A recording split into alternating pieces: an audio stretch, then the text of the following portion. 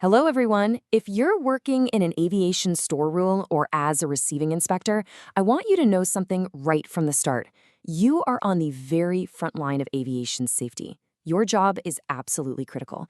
Today, we're going to break down one of the biggest threats to airworthiness, these things called bogus parts, and talk about how you can be the first and, honestly, the best line of defense against them. Just picture this for a second. You get a delivery, you're unboxing a part, it looks right, the paperwork seems to be in order, but what if it's not? What if that component is a total counterfeit, or maybe a part that was supposed to be scrapped? Your inspection is literally the only thing standing between that dangerous part and an aircraft.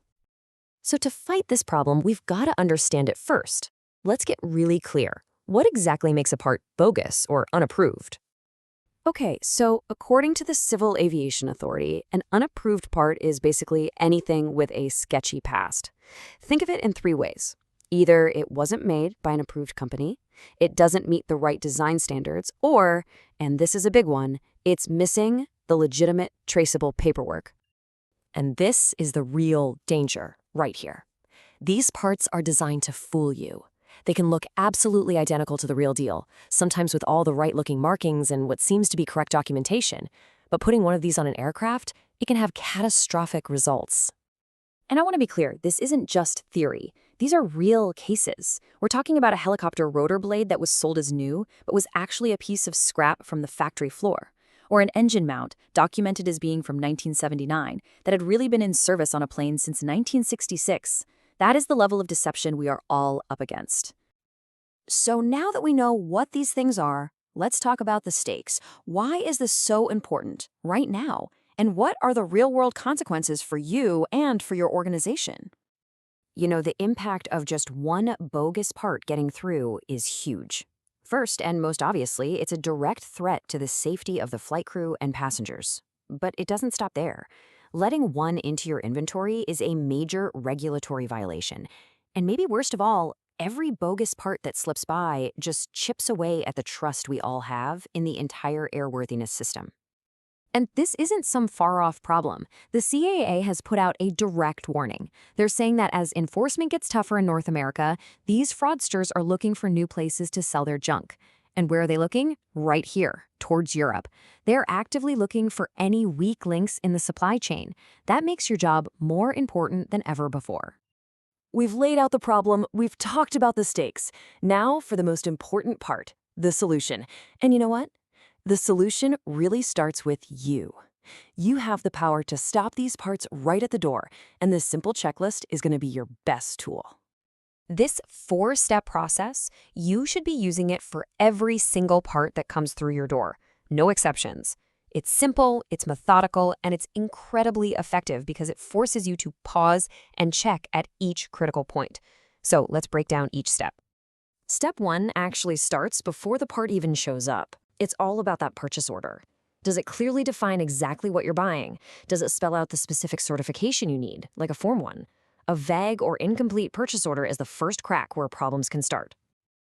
Okay, next up, the paperwork.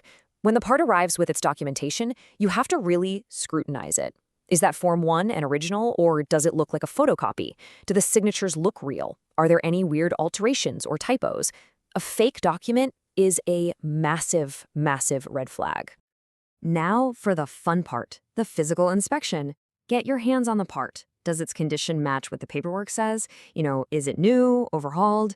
Check the markings on the part itself. Does the part number, and this is crucial, the serial number match the documentation exactly?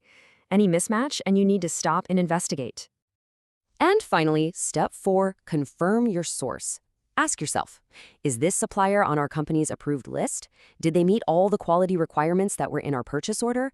You should only ever get parts from known, trusted, and approved sources. Period. Following that checklist is going to catch almost everything. But what happens when your gut just tells you something is off? Let's walk through the exact correct procedure for when you suspect a part might be bogus. When you're in doubt, there are only 2 things you need to burn into your memory. First, quarantine the part right away. Separate it from all the good stock, label it clearly as suspect, and make absolutely sure it can't get used by accident. Second, you have to report it. The official way to do this is through the Mandatory Occurrence Reporting System, or MOR. And this isn't just some company policy, it's a regulatory requirement. By filing that report, you're not just protecting your own company, you're alerting the entire industry and helping the CAA trace these threats all the way back to the source. And filing a report isn't supposed to be intimidating. It's just about giving clear evidence. You'll need the basic part info: name, part number, serial number. The source is critical for tracing it. The context, like what aircraft it fits on, helps figure out the risk. And finally, your evidence. A simple description, photos, copies of invoices, that's what makes the case. Every little detail helps the investigator shut these suppliers down. All right, let's wrap this up by focusing on the most important element in this whole system, and that's you.